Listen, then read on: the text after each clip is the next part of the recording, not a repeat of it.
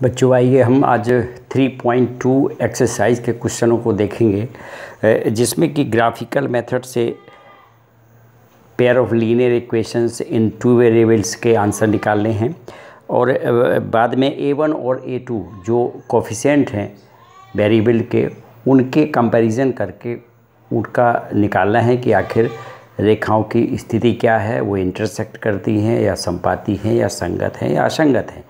इस 3.2 का introduction part का मैं वीडियो एक बनाया है, उसको देखें आप।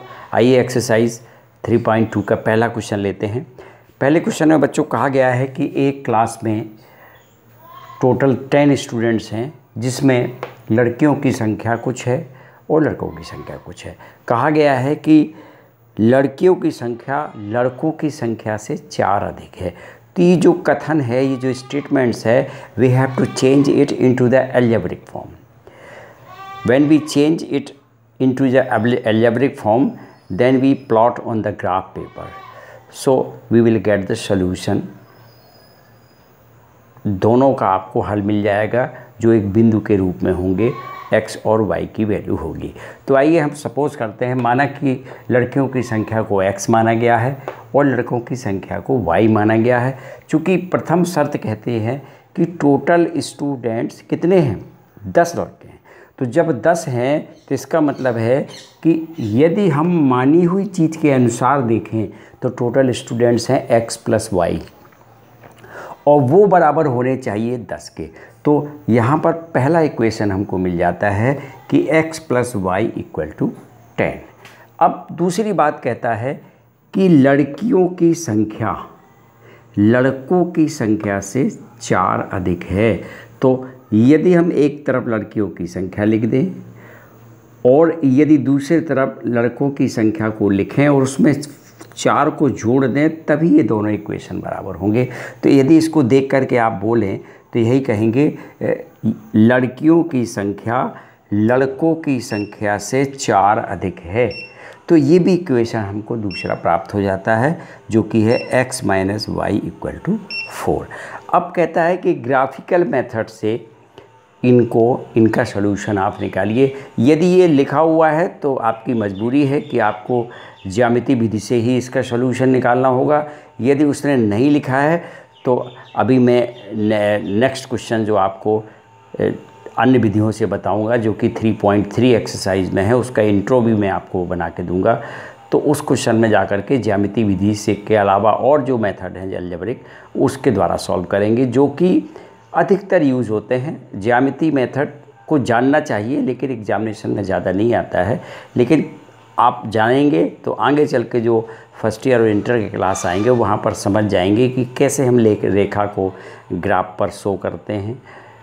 आइए देखते हैं।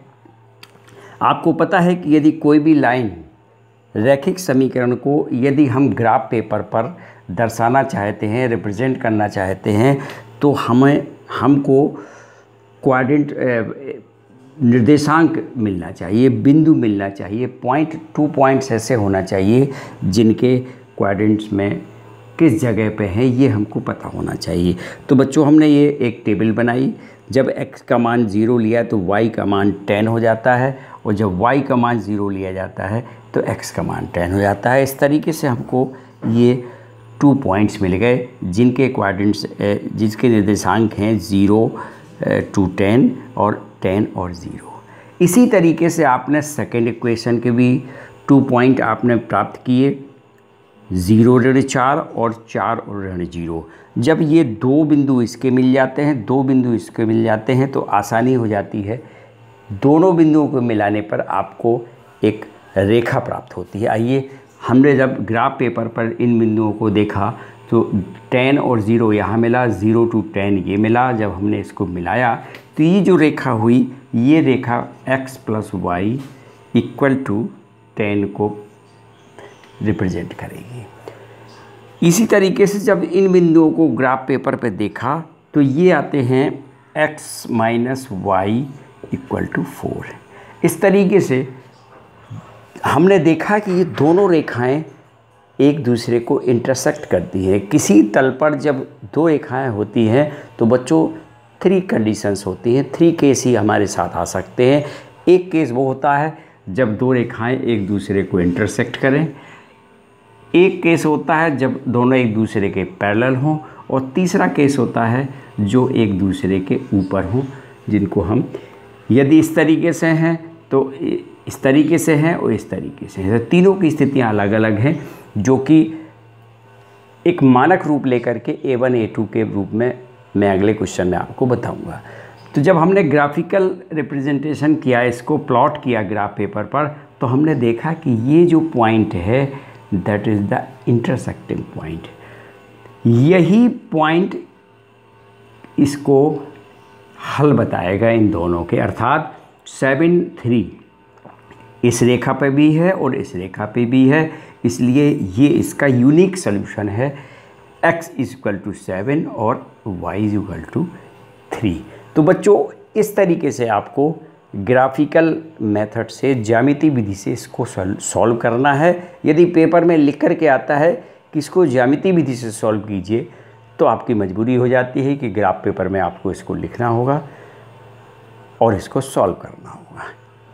यदि नहीं लिखा हुआ है तो ये जो हमको इक्वेशन मिले हुए हैं, इनको सॉल्व करने की अलजेब्रिक मेथड हैं जो कि बहुत फेमस है, और आगे चल के हम उन्हीं विधियों का उपयोग करेंगे।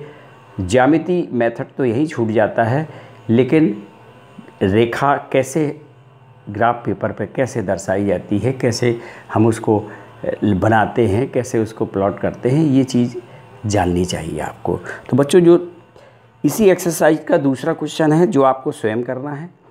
इसके बाद एक क्वेश्चन और बच्चों, इसको आप चाहें तो नोट कर लें। इसके बाद जो दूसरा क्वेश्चन आता है वो बच्चों आपने इनके मानक रूप पढ़े होंगे।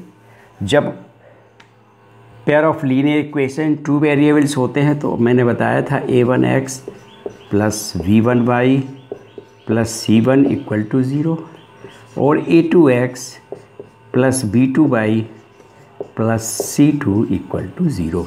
कोई भी इक्वेशन आवे तो इस फॉर्म का होना चाहिए।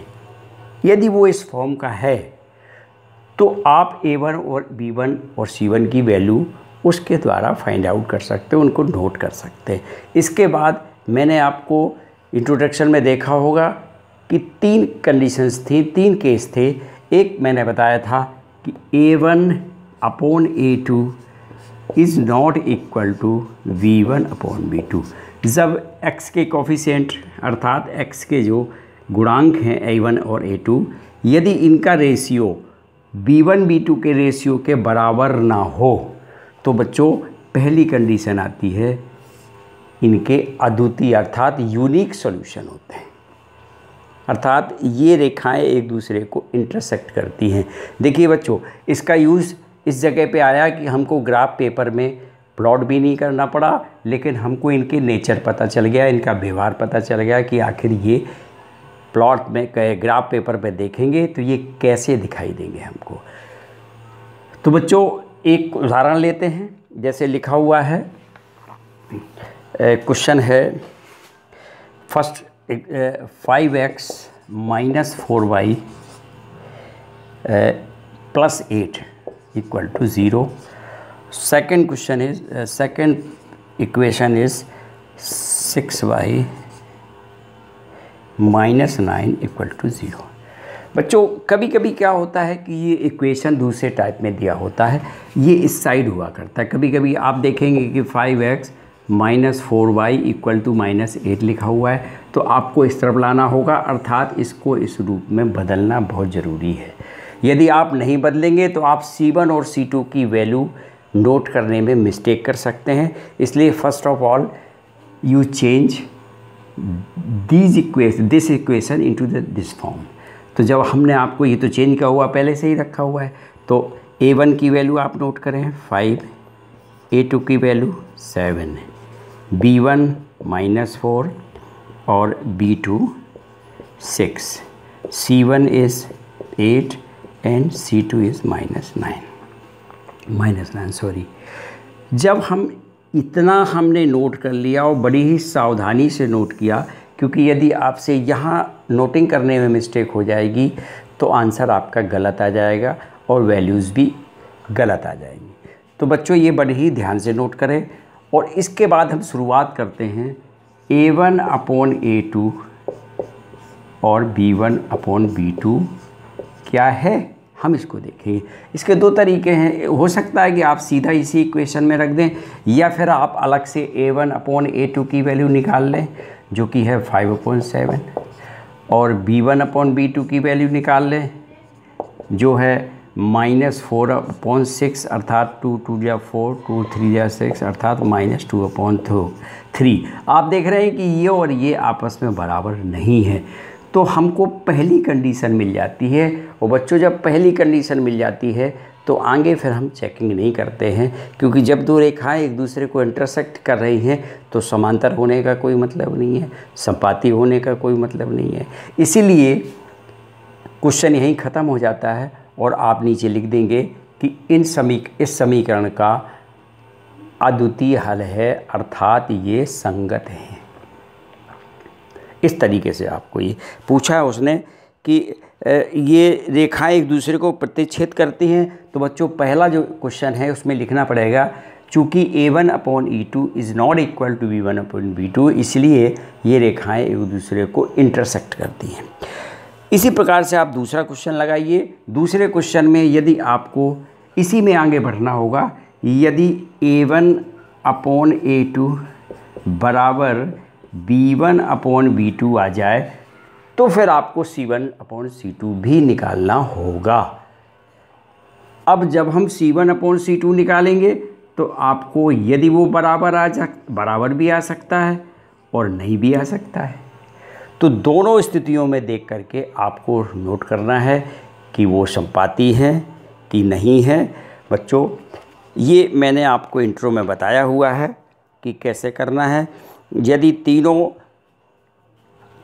चलिए मैं एक क्वेश्चन को लेकर के देखता हूँ। एक क्वेश्चन है आपके, पहला क्वेश्चन है, सीधा मैं नोट कर लेता हूँ। A1 की वैल्यू है आपके, A1 की वैल्यू है 9 और A2 की वैल्यू है 18, B1 की वैल्यू है 3 और B2 is 6 and C1 is 12 and C2 is 18। आइए इसको हम देखते हैं। सबसे पहले इसकी चेकिंग यहाँ से करते हैं। A1/A2 अर्थात 9/18, 9/18 का मतलब है 9 1 या 9, 9 2 या 18, 1/2। B1/B2 देखते हैं तो ये आता है 3/6, 3 1 या 3। इसका मतलब है कि ये दोनों आपस में बराबर हैं, और जब दोनों बराबर हैं तो बच्चों आपको C1/C2 भी निकालना पड़ेगा। और जब C1/C2 हमने निकाला तो ये आया 12/18। 12/18 का मतलब हुआ है 6 2 या 12 और 6 3 या 18, ये आया 2/3। तो आप देखिए बच्चों कि A1/A2 बराबर है B1/B2, लेकिन C1/C2 बराबर नहीं है। इसलिए ये एक कंडीशन आ जाती है कि उस समय जब A1/A2 equal to B1/B2 is not equal to C1/C2, तो दोनों रेखाएं एक दूसरे से पैरेलल हैं, समानांतर हैं। और यदि तीनों बराबर आ जाते हैं तो बच्चों संपाती हैं। संपाती का मतलब है कि वो एक दूसरे के ऊपर जाते हैं। कंसिस्टेंट, इनकंसिस्टेंट और डिपेंडेंट, 3 प्रकार की स्थितियाँ आती हैं। तो बच्चों ये 2 क्वेश्चन मैंने बताए, इसी आधार पर आप नेक्स्ट क्वेश्चन लगाएं, और जो भी क्वेश्चन यदि आपको नहीं बनते हैं तो आप मुझे बताएं, मैं आपको उसका सलूशन दूंगा। अगली बार वीडियो में आपको 3.3 का इंट्रो, इसके बाद एक्सरसाइज सॉल्व करेंगे। धन्यवाद।